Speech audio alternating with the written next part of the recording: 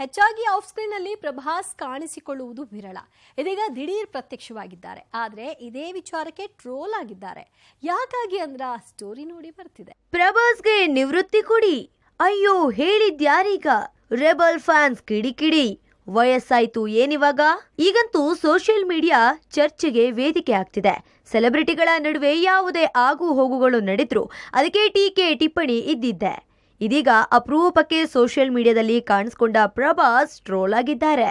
ಅಂದಹಾಗೆ ಲುಕ್ ವಿಚಾರಕ್ಕೆ ಪ್ರಭಾಸ್ ಈ ಹಿಂದೆಯೂ ಅನೇಕ ಬಾರಿ ಟ್ರೋಲ್ ಆಗಿದ್ದಾರೆ, ಟೀಕೆಗೆ ಒಳಗಾಗಿದ್ದಾರೆ. ಈ ಬಾರಿಯೂ ಹಾಗೆ ಆಗಿದೆ.